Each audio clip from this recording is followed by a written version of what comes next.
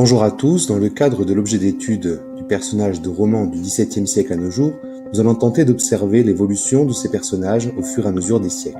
C'est le plus souvent autour d'un ou plusieurs personnages que s'organise un roman. C'est un être de fiction qui se définit par son portrait, ses actions, ses paroles et ses sentiments. De cette conception dépend le rapport d'identification au personnage ainsi que son interprétation par le lecteur. Au cours de l'histoire du roman, la conception du personnage a évolué, à l'image des interrogations des auteurs sur l'homme et sur le monde. Si l'on remonte aux origines du personnage de roman, il faut se tourner vers l'Antiquité et l'époque médiévale.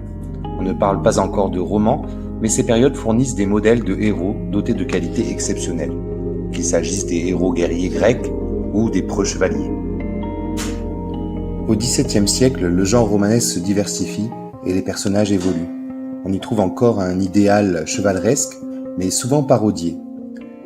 Le déclin des valeurs féodales au profit d'un nouvel idéal d'honnête homme, fondé sur le goût et le raffinement, laisse la place à la vie mondaine et à ses codes, et conduisent les auteurs à construire des personnages plus nuancés, dont les sentiments contradictoires sont analysés. C'est la naissance du roman psychologique, du roman aristocratique. Au début du XVIIe siècle, naît avec Don Quichotte de Cervantes, publié en 1605, le roman moderne. Le personnage, qui correspond encore aux codes médiévaux, va devoir faire face aux réalités prosaïques de son temps, la vieillesse, la lâcheté, la vulgarité.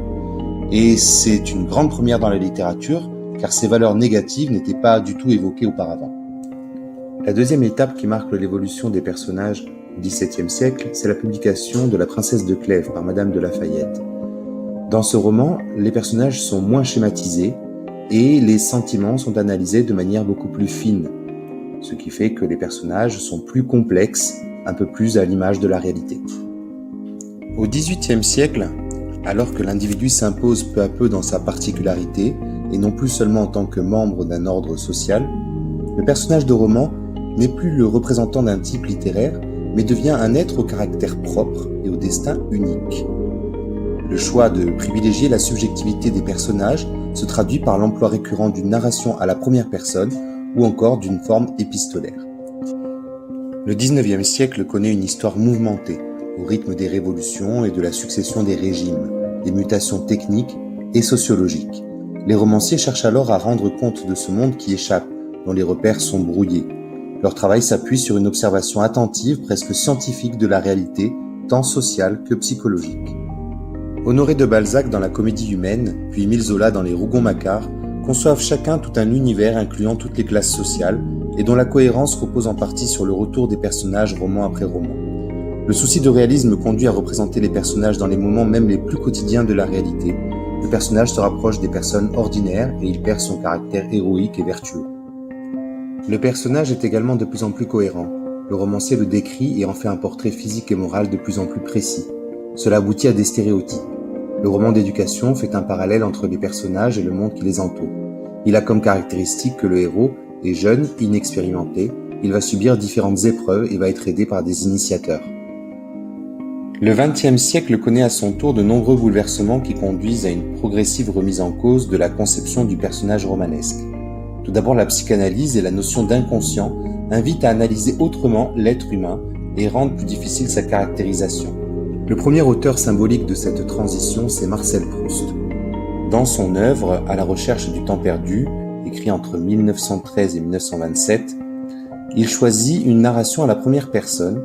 Les personnages, les lieux sont évoqués à travers le filtre d'une subjectivité qui se construit elle-même au fil des pages.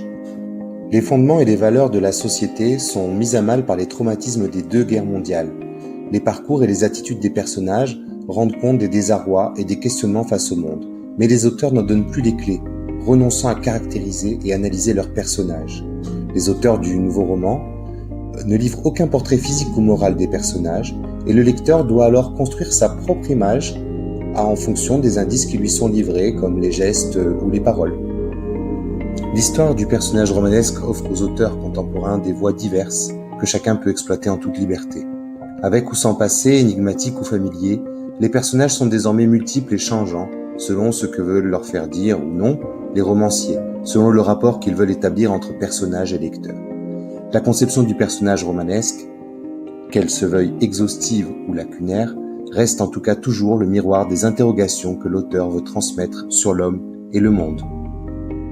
Merci de votre attention et à bientôt.